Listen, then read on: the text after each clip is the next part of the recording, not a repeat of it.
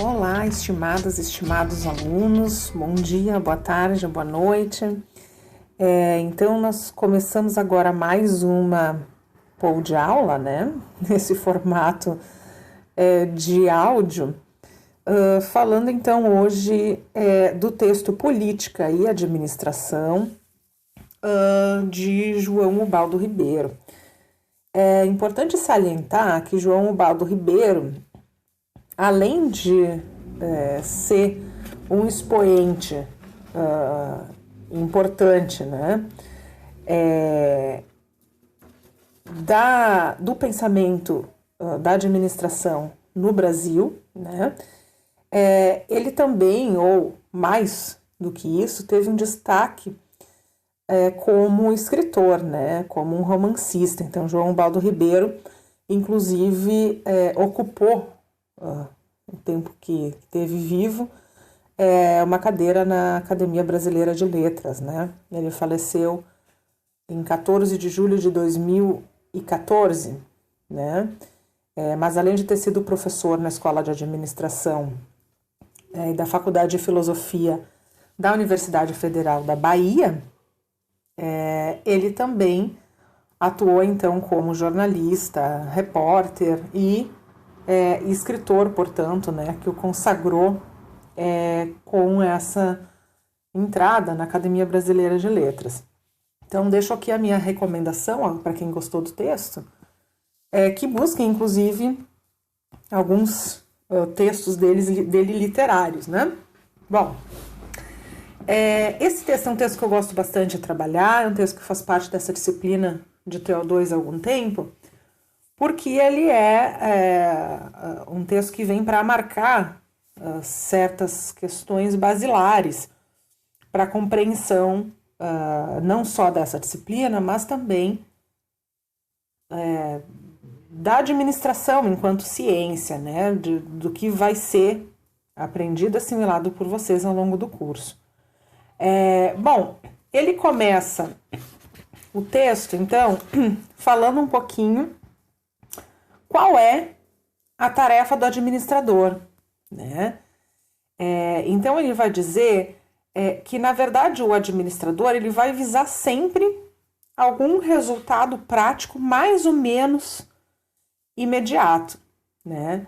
E que não existe, portanto, uma linha limítrofe entre a sua condição e a condição de um cientista social. Então, o administrador não se distinguiria exatamente de um cientista social do ponto de vista de pensar essas questões que são de caráter, de um lado, prático, né, e de outro lado, teórico, mas que tem essa interlocução. Agora, ele vem para fazer uma crítica ao que ele vai chamar de técnico, tá? Então, ele critica um pouco essa abordagem um pouco tecnocrata, vai falar mais adiante ali um pouco no texto, onde certas ênfases, né, de formação e de prática da administração acabam por colocar o administrador em um lugar de mera reprodução, né, de algumas funções ali administrativas, né? Aí ele vai dizer que, na verdade, a administração é mais do que isso, tá? A administração, ela tem uma função, portanto, então, política. E aí é a grande tese do texto. Tá? Mas antes disso, então, ele vai discutir um pouquinho a ciência e uma discussão que é bastante, digamos assim, antiga já, que é essa característica de se prestigiar dentro do meio acadêmico as ciências exatas, também conhecidas como as ciências duras, em detrimento das ciências sociais, né? Então, ele traz ao debate uma questão de que as ciências sociais vêm sendo reivindicadas, né, ao longo dos anos a apresentar certa postura de neutralidade em relação a certos objetos de estudo, né? Do objeto do seu estudo. E, bom, ele vai discutir esse ponto em relação à neutralidade e vai dizer que, no caso das ciências sociais, que não é menos ciência por não ser uma ciência exata, mas é uma ciência diferente, há uma impossibilidade de neutralidade entre o sujeito e o objeto pesquisado. Então, na concepção do João Baldo Ribeiro, seria hipócrita ou até desleal, enfim, a gente ignorar que há uma interferência nessa relação de pesquisa. O que seria mais interessante, então, posto, né, que há uma impossibilidade de que essa ciência seja neutra, dita neutra, que essa neutralidade, então, que essas interferências, né, que são colocadas nesse estudo, então fiquem claras para quem está se apropriando dessa pesquisa ali que vem sendo desenvolvida. Bom, dando sequência então a esse aspecto, o João Baldo Ribeiro vai delinear a compreensão do papel do administrador, né? Então ele coloca o administrador ainda numa definição, segundo ele, preliminar, não como um técnico, que seria um mero reprodutor de ordens e deliberações, mas como uma categoria especial de cientista. Então, para ele, o administrador é o humanista, o praticante da ciência social, o intérprete da realidade e agente de mudança, dentro de um campo de atividade específico, tá? Nesse sentido, essa condição do administrador, ela tem uma profunda caracterização de um papel político que é inerente, né, a essa figura do administrador. Então, há um fato político a fim de que ele se coloque dentro dessas questões em que ele vai atuar, né, mediante uma delimitação, enfim, de um posicionamento político, ou seja, de transformação, não meramente de reprodução. Então, assim, caberia pensar, né, ao administrador a capacidade ou a condição de criar ou deliberar formas de se fazer o trabalho, por exemplo, dentro de uma organização, seja ela pública ou privada, que mudem, né, a maneira como certas coisas vêm sendo reproduzidas, que questione certas posições, por exemplo, de poder e dominação, que venha a trazer uma verdadeira revolução do ponto de vista social. Claro que sempre, e daí ele desenvolve isso melhor no final do texto, tendo por base uma relação de classe social. Então, para ele, essa maneira como o poder vai se estabelecer dentro das organizações, ela precisa ser observada, né, ou diagnosticada, e depois precisa se pensar uma prática com base na leitura das classes sociais, que para ele são extremamente desiguais dentro do cenário brasileiro, né, caracterizando então um dos principais problemas pelos quais a sociedade brasileira é atingida, tá? Mas ainda então falando a questão do poder, né, na página ali, quem quiser acompanhar depois no texto 175, ele vai trazer uma designação de alguns núcleos semânticos do poder, né, poderíamos chamar assim. Então ele fala que a questão do poder, ela pode, em abstrato, assumir uma condição objetiva, mas ela não tem um significado preciso, tá? De qualquer forma, o poder significa, algumas vezes, toda a organização formal de uma sociedade política, tá? Ou então, representado, né, no poder executivo, no poder legislativo, né? Em outras circunstâncias, o poder pode vir num formato, né, num conjunto de potencialidades agressivas ou repressivas. E aí, bom, se pode falar em um poder também de âmbito estatal ou mesmo de âmbito privado, tá?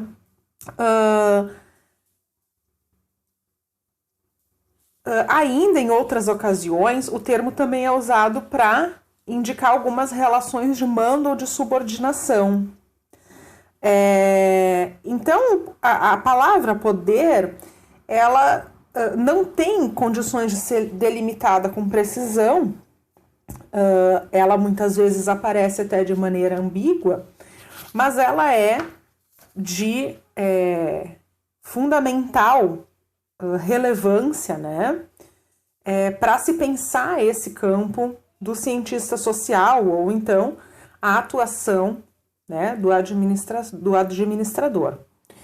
Bom, enfocando um pouquinho mais, então, essa questão da sociedade brasileira, né, o autor diz que o Brasil pode ser visto numa estrutura de classe dicotômica, né, aquela que detém, de um lado, né, os meios de produção e a classe assalariada de um outro. Então, esses interesses de classe, eles são antagonistas, né? E há uma incompatibilidade radical entre as classes, né? Então, ali há uma questão que está colocada dentro da sociedade brasileira e que precisa ser vista pelo administrador do ponto de vista de que centros de decisão, né, e o administrador eventualmente deverá tomar um poder de decisão, né, deverá estar à frente de certas tomadas de decisão, normalmente já estão ligados com alguma questão mais ou menos fixa. Então a gente já sabe assim que certos processos das organizações, sejam elas formais ou informais, muitas vezes vão se colocando de maneira a reproduzir essas desigualdades, né? O que, então, na opinião dele, deveria ser uma das questões a ser enfrentadas ali no papel do administrador. Ele diz, então, que para que se chegue a essa postura, né, de um administrador crítico, né, com essa característica humanista, com essa característica de ter um direcionamento político, né, e político aqui obviamente não no sentido partidário, mas político no sentido de ter um posicionamento em relação ao social, né, a essas desigualdades sociais das quais a gente falava, a essa luta antagônica de classe, é imprescindível que a administração tenha uma educação, por sua vez, também transformadora, uma educação crítica, uma educação de qualidade. Para que isso aconteça, né, a formação precisa ser, evidentemente, teórica. Bom, então, para que se possa ter uma educação transformadora, essa formação precisa ser teórica e precisa ser crítica, né? Então, não pode-se simplesmente cair nessa reprodução de certas práticas que não são questionadas, né? 5 maneiras de tararã, 3 maneiras, 3 passos para, né? Essas coisas prontas, tipo receita de bolo, estão muito distantes daquilo que o João Ubaldo Ribeiro vai entender como sendo função do administrador, tá? Então ele diz que muitas das formações que não têm esse caráter crítico, e que daí ele vai chamar a uma tendência tecnicista, tá? Que tem uma formação mais instrumental, né? Essa formação ela colocaria a figura do administrador como alheia ao universo de valores que o cercam. O colocaria, então, num posicionamento de mero instrumento passivo, de quase que uma máquina destinada a cumprir algumas instruções programadas. Então, para ele, ali não estaria colocada a função social do administrador, que carece de um posicionamento político, né? Que carece de uma capacidade de transformação, né? Muito além de uma simples reprodução de algumas questões ali que lhes são colocadas a reproduzir. Bom, para finalizar, né, ele vai fazer uma crítica ao neopositivismo que está presente nessas correntes de formação mais tecnicistas e que tem uma fundamentação basicamente colocada única e exclusivamente a uma prática que não é pensada, né, numa prática crítica. Então, todos esses cursos, todos esses manuais ali de 5 maneiras de fazer tal coisa, 3 passos daquilo, na verdade são, para ele, colocados, né, num campo que teme a imaginação, que tem horror à intuição, né, e que não consegue pensar senão de uma maneira consensual, única, e eu diria até assim, empobrecida, né? Quando a gente aprende ali 5 maneiras de se fazer alguma coisa na prática, a gente não leva em conta alguns fatores, por exemplo, né? As coisas mudam ao longo dos anos. Quando a gente aprende 5 maneiras de se dar um feedback, né? Essa é uma das coisas bem comuns ali nos cursos e nessas revistas de pop management. Bom, a gente pode imaginar desde então que essas 5 maneiras podem não ser as melhores maneiras aplicadas para todo sempre, em todas as circunstâncias, tá? Tem situações em que o administrador, por exemplo, vai precisar ter uma conversa com essa pessoa de uma maneira mais branda, outras vai ter que ter uma conversa um pouco mais franca, em outros momentos vai precisar ser um pouco mais ríspido, porque ele precisa dar uma devolutiva de algo que aconteceu ali e foi muito grave, tá? Também a gente tem que levar em conta a organização. A gente não pode falar com as pessoas, sei lá, numa organização ali comunitária da mesma maneira como a gente vem abordando as pessoas dentro de uma organização de trabalho formal, né? Então, as pessoas que estão trabalhando, que estão atuando, que estão participando de uma associação comunitária não têm as mesmas responsabilidades, por exemplo, que uma pessoa tem quando tem uma jornada formal de trabalho. Mas isso só para pontuar algumas das questões que podem aparecer de uma organização para outra, de uma pessoa para outra, e de um tempo para o outro, né? Agora, por exemplo, em tempos de pandemia, num formato virtual, a gente não tem como, talvez, seguir a condição desses tantos passos ali que nos foi colocado como sendo uma maneira universal. Bom, desse ponto de vista, quando a gente aprende só uma prática, e uma prática que ela não é discutida, ela não é dialogada, essa prática poderá ficar facilmente obsoleta, né? Ela poderá facilmente não vir mais a funcionar, não conseguir ser usada em outras situações. Agora, se ao contrário, a gente aprendesse sobre diversidade, a gente aprendesse sobre as questões culturais, a gente aprendesse sobre a multiplicidade de olhares que se pode fazer às organizações, se a gente pensasse a multiplicidade de fatores sociais pelos quais os tempos contemporâneos vêm passando. Bom, Aí a gente teria um caminho um pouco mais longo do que aprender simplesmente 5 passos, mas a gente teria pessoas mais instrumentalizadas a conseguir atuar, né, em situações mais diversas.